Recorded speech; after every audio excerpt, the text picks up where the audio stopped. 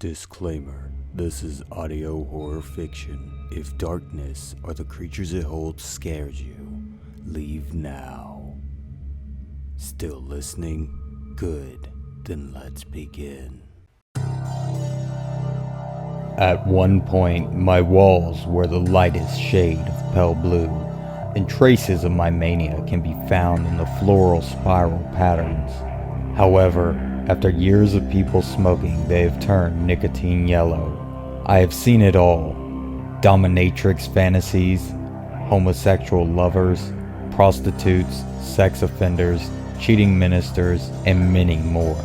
And every one of them, whether they are young or old, innocent or vile, have never escaped. While my victims drift off in between their vulnerable slumber and consciousness, I crawl inside them and cause sleep paralysis. Oh, how they struggle and try to pull themselves from my dark power. These souls beg for sweet release as I take the form of a demonic being and rape them. And the more they cry, the stronger I become. I restrict their windpipes and watch with great glee as these fragile lambs slowly die. Imagine placing a bell jar over a butterfly and observing it struggle as oxygen depletes. Or visualize a weak worm in a scorpion pit. I am malevolent. I am the darkness. I am a killer. But sometimes my method of murder doesn't involve depraved sex and suffocation. Take for example a victim I murdered back in 1999. The young man sat inside of me and contemplated taking his life. He lost his job and struggled with depression for many years prior. To add to this, the guy's boyfriend of 3 years had broken up with him. After an hour of contemplating his life and writing a suicide note, the man realized life's virtue: love, compassion, the smell of rain, autumn leaves crunching beneath his feet, and other things that made him happy. Nevertheless, I am none of these, and I forced him to undress, sit in the bathtub, and take a switchblade to his wrists. "No, no, no!" he screamed as I made his hand cut a vertical slit into the pale belly of his left arm. As the blood drained from his cold body, the young man's final word was simply the question, "Why?" "Because I can," I replied coldly. "I am savage. I am corrupt. I am evil." But in all honesty, my favorite kill was back in 1985. A married father and a hooker decided to spend the night within my walls.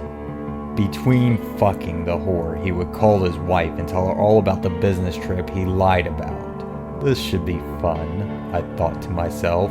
As the adulterer screwed the woman from behind, I possessed him. Inside the cheating husband's mind, I demanded he reach between the mattress and the box spring and obtain a knife someone had left years ago. Under my control, the man gripped the blade. "Oh, baby," the greasy-haired hooker exclaimed, faking an orgasm. "Give it to me, yeah!" As he steadily pulled in and out of her ass, the father of three took the blade and slashed her neck from cheek to cheek. Blood gushed from her neck and soaked the entire bed with hepatitis. And even after the sex worker's soul had departed, I made the man continue to screw her dead body. I am brutality. I am malice. I am a trap. After the unfaithful lover came, I snapped my fingers and he awoke from his trance. When he discovered the crime he unwillingly committed, the man screamed and screamed and screamed. However, it was no use. For the thing about my walls is that no matter how loud a person screams, nobody will ever hear them. And being that I'm able to change my form, I made the door and windows disappear so the cheater could not escape.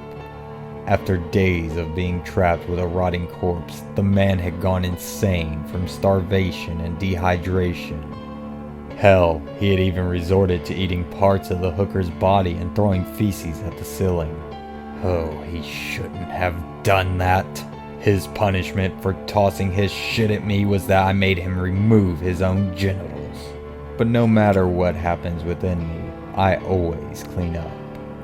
A forensic scientist could investigate and find absolutely no DNA evidence that someone had died.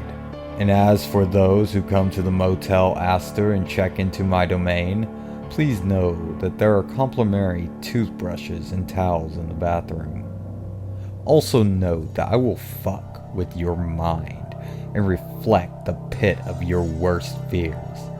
Whether it is hissing cockroaches, snakes, or traumatic experiences, you will come face to face with them and fall into my inescapable snare. I am destruction. I am sadism. I am room 115. Thank you all so much for listening. Make sure to leave a like and subscribe to help feed the dark machine. If you have a suggestion of a story that you would like me to read, you can send it to me at the email link in the description or to my Twitter @EvilOrphan.